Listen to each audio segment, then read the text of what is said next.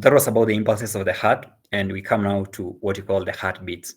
Heartbeat is what you listen when you place your stethoscope over someone's chest, and you get two sounds of heart. So we simply call them the first heart sound and the second heart sound.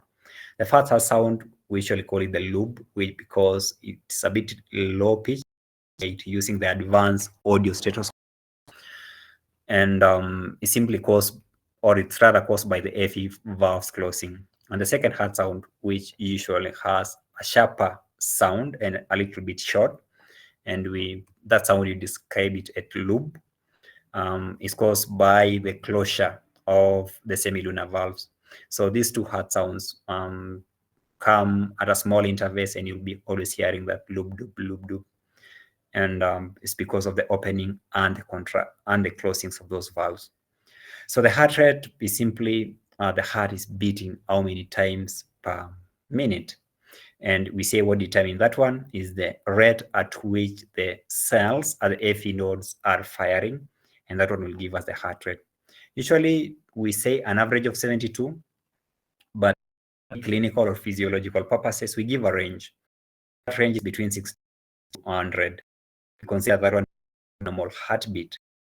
Each and every time that heartbeat goes below 60, we call that one a low heartbeat. That one is called bradycardia.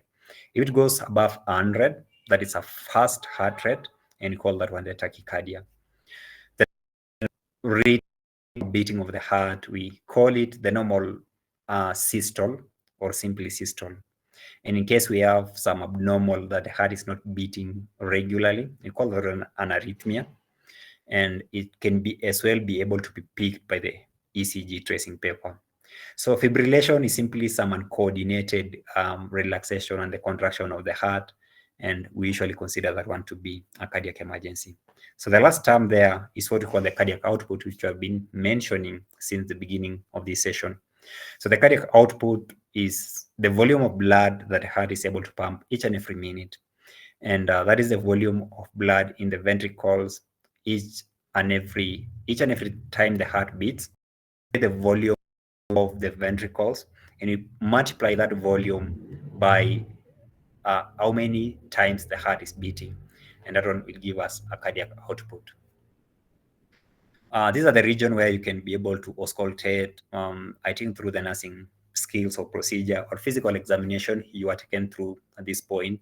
That's the right and the left second intercostal spaces, and together also with the sixth intercostal space for getting the apex of the heart. And these are also the regions that we apply those electrodes for ECG to get maximum recording.